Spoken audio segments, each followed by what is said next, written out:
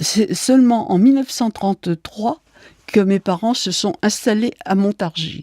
Ils venaient de Pologne, où la vie était tellement dure. Je suis l'aînée. Alors moi, j'avais à peu près 4 ans. Ma sœur Suzanne avait 3 ans de moins que moi. Nous avons déménagé en 1935, dans le centre de Montargis. Et c'est à ce moment-là qu'est née Flore. Nous avons la tante Faiga, qu'on appelait la tante Fanny, et ma cousine Rebecca, qui habitait Loris jusqu'à leur arrestation le même jour que maman. Mes parents avaient acheté un magasin en 1939 au 44 rue du Loing. Alors j'ai donc passé le certificat d'études en 1940. J'étais première de canton, ça fait plaisir à mes parents. Et puis, alors à la rentrée 41, j'étais en 6e. Alors là, nous avions déjà notre commissaire gérant, Monsieur Lagneau. Ce qu'il voulait surtout, c'était qu'on vende le magasin et qu'on vende la maison. Alors ça, mon père a toujours refusé. Et un jour, il est arrivé avec des Allemands et ils ont frappé maman parce qu'on ne voulait pas signer. Mais il a liquidé toute la marchandise à des prix tellement dérisoires que même après la guerre, quand papa a attaqué au tribunal, le juge a dit que les chaussures avaient été vendues au prix des lacets.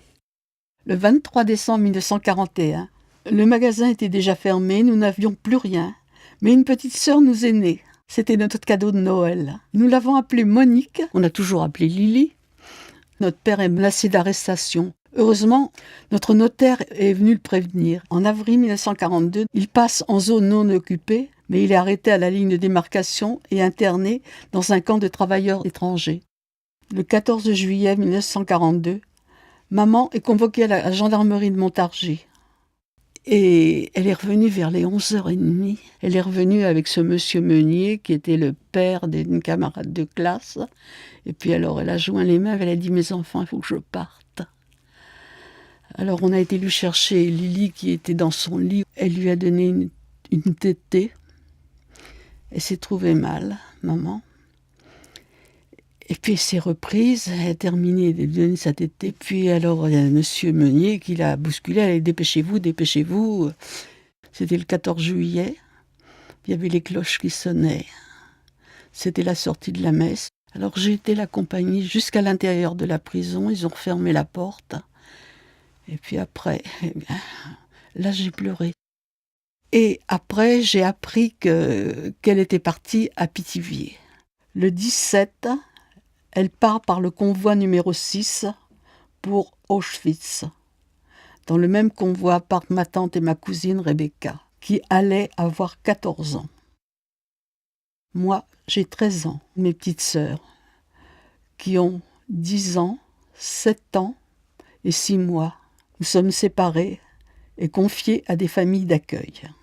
Le 9 octobre 1942, alors que nous sommes en classe, nous apprenons par nos directrices que nous allons être arrêtés dans l'après-midi.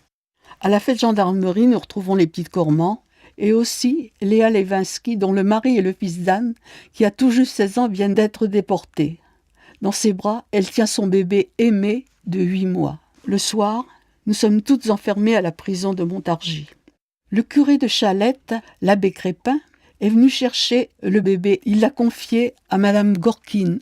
Le 11 octobre, nous sommes toutes transférées à Beaune-la-Rolande. Le camp avait été pratiquement vidé. Et il ne restait qu'une baraque occupée qui était coupée en deux, une partie pour les hommes et sur le côté, il y avait les femmes et les enfants. Je m'occupe des plus petits qui n'ont pas leurs parents, c'est-à-dire les 3 petites Cormans et mes 2 petites sœurs. On m'a demandé par la suite, est-ce que les autres, les adultes, vous aidaient ? Jamais, on m'a jamais aidé. Alors, on avait une grande paillasse, il fallait bien l'étaler, on mettait les couvertures, c'était des couvertures de soldats. Le matin, c'était madame Christophe, qui était chef de baraque, qui nous distribuait le pain. Et puis, elle coupait ça en tranches. Et c'est évidemment, je gardais le pain, j'en donnais un morceau pour le midi, un morceau pour le soir, enfin, je faisais la distribution. Et on nous apportait à manger dans des lessiveuses. C'était souvent des légumes, je ne me rappelle pas avoir mangé de viande. Le dimanche, on m'apportait une lessiveuse d'eau chaude. Je les alignais sur un banc et puis, hop, je lavais tout le monde. Alors, comme j'étais grande, en plus, on m'avait octroyé les tinettes.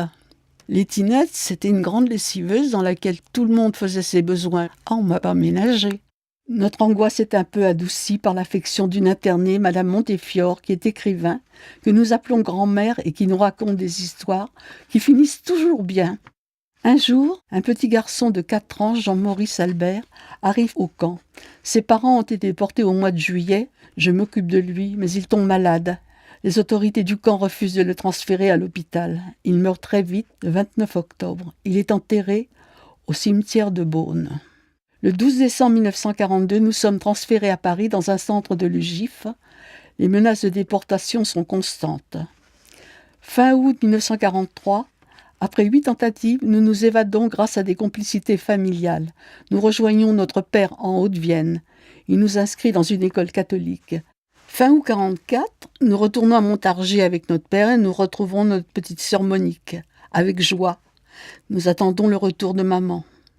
Elle ne reviendra pas. À Montargis, 13 enfants ont été déportés. En plus de Dan Levinsky, les 3 petites Cormans qui étaient pour moi comme des petites sœurs, Mireille, Jacqueline et Henriette.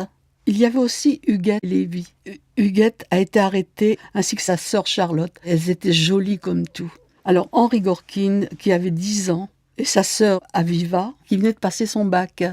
Joseph et Gracia Naoum. Joseph avait 16 ans, Gracia avait 13 ans. Helga Sachs, qui était chez elle. Ses sœurs n'étaient pas là, ses parents non plus. Elle a été la seule à être déportée.